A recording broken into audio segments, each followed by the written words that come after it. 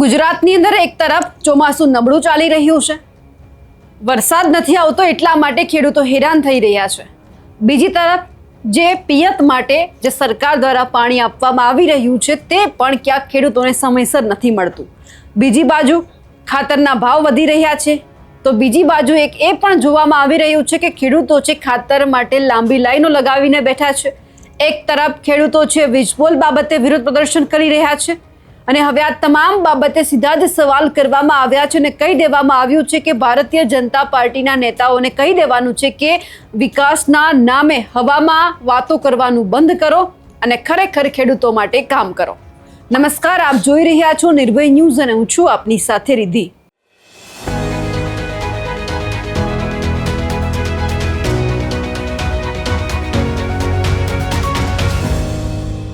કચ્છના મુન્દ્રામાં જે કોંગ્રેસના પ્રદેશ પ્રમુખ છે અમિત ચાવડા તેઓ પહોંચ્યા હતા. ખેડૂતો સાથે વાતચીત કરવામાં આવી છે અને ત્યાંથી જ સીધો સવાલ કરી દેવામાં આવ્યો છે કે ભારતીય જનતા પાર્ટી અને જે ભાજપ સરકાર છે જે વિકાસની મોટી મોટી વાતો કરે છે, જે માત્ર હવામાં જ વાતો છે, તમે ગ્રાઉન્ડ ઉપર આવો તો તમને ખબર પડે કે ખરેખર જે ખેડૂતો છે તેમની દશા શું છે. સમયસર પિયત માટેનું એમને પાણી નથી મળતું. બીજી તરફ જે ખેડૂતો છે વીજપોલનો વિરોધ કરી રહ્યા છે અને આ તમામ બાબતે સરકારને ક્યાંક આડે હાથ લેવામાં આવી છે. આ બધાની વચ્ચે અમિત ચાવડાએ ખેડૂતો માટે શું કહ્યું છે, સરકારને કઈ રીતે ઘેરી છે, કેવા સવાલ કર્યા છે તે પણ સાંભળી લઈએ. કચ્છ જિલ્લાના મુન્દ્રા વિસ્તારના ખેડૂતો સાથે એમની વાડીઓમાં જઈને પરામર્શ કર્યો છે, એમને સાંભળ્યા છે અને બધાની રજૂઆતો હતી કે વર્ષોથી નર્મદા કેનાલના પાણી આવશે અને અમારી સમૃદ્ધિ થશે, અમને સારા મીઠા પાણી મળશે એની રાહ જોઈએ છે. અહીં આગળ મેઇન કેનાલો થઈ, બ્રાન્ચ કેનાલો થઈ, એના માટે નરેન્દ્ર મોદી સહિત ભારતીય જનતા પાર્ટીએ વાહવાહી ખૂબ કરી. પણ આજે હકીકત એ છે કે આજુબાજુના બધા જ ખેતરો જોઈ શકો છો, એ ખેતરોમાં આજે પણ પાણી પહોંચ્યું નથી. આ બ્રાન્ચ કેનાલમાં જ્યારે પાણી આવે ત્યારે દરિયામાં પાણી વહી જાય, પણ ખેડૂતના ખેતરમાં પાણી પહોંચતું નથી, કારણ કે ત્યાં આગળ જે સબમાઇનોર જોઈએ એ સબમાઇનોર બનાવવાનું નથી. વાહવાહી કરવામાં આવે છે વિકાસની, ખેડૂતોની આવક ડબલ કરવાની વાત કરે, આટલા વર્ષો પછી પણ આ વિસ્તારમાં માઇનોર કેનાલમાંથી સબમાઇનોર કેનાલ નહીં બનવાને કારણે ખેડૂતના ખેતરમાં પાણી પહોંચ્યું નથી. સરકારને પણ કહીએ છે કે એકવાર જમીન પર આવો, હવામાં ખાલી ભાષણબાજીને પ્રચાર કરવાને બદલે આ વિસ્તારના ખેડૂતની વાડીએ જાઓ, ખેડૂત સાથે બેસો તો એની તકલીફ ખબર પડશે કે એક બાજુ એમના ખેતરમાં વીજના થાંભલા આવે, સારી જે ફળાઉ જમીન છે, જે આગળ વાડીઓ છે, ત્યાં આગળ બાગાયતી પાકોનું નુકસાન કરીને કંપનીઓ જબરજસ્તી વીજ પોલ નાખી રહી છે. ખાતર નથી મળતું, બિયારણ નથી મળતું, આ સિંચાઈનું પાણી નથી મળતું, ઉત્પાદનના પૂરતા ભાવ નથી મળતા અને એના કારણે લોકો ખેડૂતો હેરાન પરેશાન છે. સરકાર પાસે માગણી કરીએ છીએ કે તાત્કાલિક આખા વિસ્તારમાં, મુન્દ્રા હોય, માંડવી હોય, આખો વિસ્તાર જ્યાં બ્રાન્ચ કેનાલો બની છે ત્યાં આગળ સબમાઇનોર કેનાલ તાત્કાલિક ચાલુ કરવામાં આવે અને ખેડૂતના ખેતર સુધી પાણી પહોંચાડે. કચ્છ જિલ્લાની મુલાકાત દરમિયાન અમારા NSUIના યુવાન સાથીઓ દ્વારા વિદ્યાર્થી સન્માન કાર્યક્રમની સાથે સાથે છાત્રગુંજનો કાર્યક્રમનું આયોજન કરવામાં આવ્યું. હજારોની સંખ્યામાં વિદ્યાર્થીઓ અને વિદ્યાર્થીનીઓ આ કાર્યક્રમમાં જોડાયા અને જે રીતે કચ્છ યુનિવર્સિટીમાં, કચ્છમાં શિક્ષણનું ખાનગીકરણ થયું છે, શિક્ષણનું વેપારીકરણ થઈ રહ્યું છે, શિક્ષણમાં વ્યાપક ભ્રષ્ટાચાર છે, ગેરરીતિઓ થઈ રહી છે, પેપરો લીક થાય છે, જે રીતે યુવાનોને પોતાનું ભવિષ્ય ધૂંધળું લાગે છે, એમના ભવિષ્ય સાથે ચેડા થઈ રહ્યા છે, એ બધાની સામે ખૂબ આક્રોશ સાથે યુવાનોએ આવનારા દિવસોમાં લડાઈ લડવાનો સંકલ્પ કર્યો છે.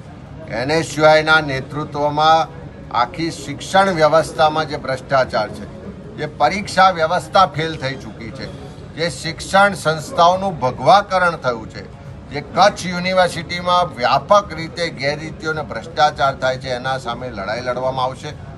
સાથે સાથે જિલ્લા કોંગ્રેસ સમિતિને અમારી કારોબારી બેઠકમાં પણ આખા જિલ્લાના અમારા આગેવાનો, છૂટાયેલા પ્રતિનિધિઓએ સાથે મળી અને નક્કી કર્યું છે, ઠરાવ પસાર કર્યો છે કે વરસાદ ખેંચાવાને કારણે કચ્છના અનેક વિસ્તારોમાં અછતની પરિસ્થિતિ ઊભી થઈ છે.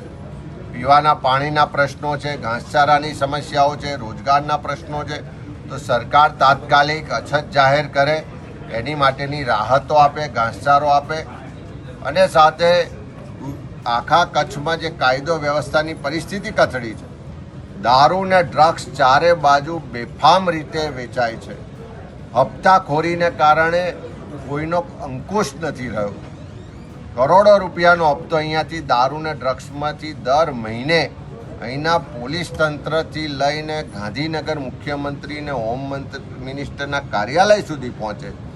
એ દારૂ ડ્રગ્સને નાબૂદ કરવા માટે અમારા મહિલા કોંગ્રેસના નેતૃત્વમાં લડાઈ લડવાનો પણ ઠરાવ પસાર કરવામાં આવ્યો છે. સાથે સાથે અનેક વિસ્તારોમાં જે રીતે નર્મદાનું પાણી પહોંચવું જોઈએ, એ પીવાનું પાણી, સિંચાઈનું પાણી નથી મળતું, પણ બીજી બાજુ ઉદ્યોગપતિઓને જોઈએ એટલું પાણી મળે છે. આ જે નર્મદા યોજનામાં કેનાલના અને બાકીના પ્રશ્નો માટે પણ લડાઈ લડવાનો એક ઠરાવ પસાર કરવામાં આવ્યો છે. ખાસ કરીને આખા કચ્છમાં જે રીતે ખેડૂતોના ખેતરમાં વીજ પોલ જબરજસ્તીથી નાખવામાં આવે છે, એને પૂરતું વળતર નથી મળતું, કંપનીઓના લાભાર્થે આખી સરકારને પોલીસ ઉતરી પડે છે.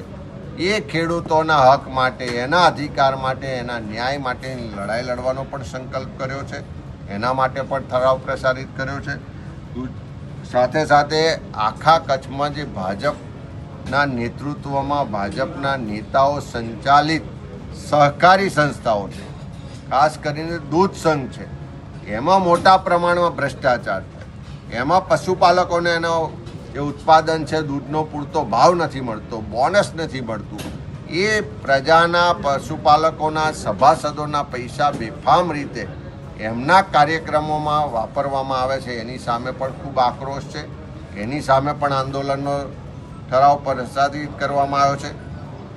એ જ રીતે આખો સરહદી વિસ્તાર છે, ક્યાંક સોલ્ટ માટે, ક્યાંક સોલર પાર્ક માટે, ક્યાંક બીજા ઉદ્યોગોના નામે ગૌચર સહિતની હજારો એકર જમીનો ઉદ્યોગપતિઓને પધરાવી દીધી છે. એના ગેરકાયદેસર દબાણો છે, ગેરકાયદેસર રીતે એમાંથી કરોડો રૂપિયાની કમાણી કરે છે. એની સામે સરકારી તંત્ર કોઈ પગલાં નથી લેતું. અને બીજી બાજુ ધાર્મિક સ્થળો પર બુલડોઝર ફેરવવામાં આવે છે, લોકોના ઘરો પર બુલડોઝર ફેરવવામાં આવે છે, લોકોને બેઘર કરવામાં આવે છે. આ સરકારની બેધારી ને બે મોડાની નીતિ જે છે, એની સામે પણ જેને જેને અન્યાય થાય છે એનો અવાજ બનવાનું કામ કોંગ્રેસ પાર્ટી કરશે. એના અધિકાર માટે લડવાની વાત પણ કરીશું. અને આખા કચ્છમાં જે મોટા પ્રમાણમાં ખનીજની ચોરી થાય, ખનીજ માફિયાઓ બેફામ છે, ખુલ્લેઆમ કહી રહ્યા છે કે અમારા ભાગીદાર ભાજપના નેતાઓ છે, ખુલ્લેઆમ ખનીજ માફિયાઓ કહી રહ્યા છે કે અમારો હપ્તો તો છે ગાંધીનગર મુખ્યમંત્રી કાર્યાલયમાં જાય છે, કોઈ અમારો વાડ પણ વાંકો નહીં કરી શકે. એ ખનન થાય છે, પ્રજાના જે સંપત્તિ છે, આ રાજ્યની સંપત્તિ છે, એની ચોરી છે. એની સામે પણ જે આક્રોશ છે એના માટે પણ લડાઈ લડીશું. અને ખાસ કરીને આખા ગુજરાતમાં સૌથી વધારે સરકારને જો જીએસટી આપતું કોઈ જિલ્લો હોય તો કચ્છ જિલ્લો છે. અને જીએસટીના પ્રમાણમાં કચ્છ જિલ્લામાં જે શિક્ષણની વ્યવસ્થાઓ થવી જોઈએ, શિક્ષકો ભરાવા જોઈએ, ઓરડાઓ હોવા જોઈએ, જે દવાખાના બનવા જોઈએ, એમાં સ્ટાફ ને ડૉક્ટર હોવા જોઈએ, જે રોજગારી સ્થાનિક યુવાનોને મળવી જોઈએ, જે માળખાગત સુવિધાઓ અને જે ઇન્ફ્રાસ્ટ્રક્ચર હોવું જોઈએ, એની કોઈ વ્યવસ્થાઓ નથી. એ કચ્છના લોકોને જે સરકાર દ્વારા ભેદભાવ થઈ રહ્યો છે, એમની સાથે અન્યાય થઈ રહ્યો છે, એ ટેક્સના પ્રમાણમાં અહીંયા સુવિધાઓ જે એનો અધિકાર છે નથી મળતું, એના મુદ્દાઓને લઈને પણ આંદોલનો પણ થશે, કાર્યક્રમો પણ થશે. ઘેર ઘેર જઈશું, લોકોને મળીશું. અને કચ્છના 1800 કરતાં વધારે જે બૂથો છે, એ દરેક બૂથના લોકોના પ્રશ્નો માટે આખો એક સામૂહિક કાર્યક્રમ લઈ અને લડાઈ લડવામાં આવશે. અમિત ચાવડા દ્વારા જે વાત કરવામાં આવી છે તેમને લઈ આપ શું માનો છો? કમેન્ટ કરીને ચોક્કસથી જણાવજો. સાથે જ અમારી નિર્ભય ન્યૂઝ ચેનલને લાઇક, શેર અને સબસ્ક્રાઇબ કરવાનું ભૂલશો નહીં. નમસ્કાર.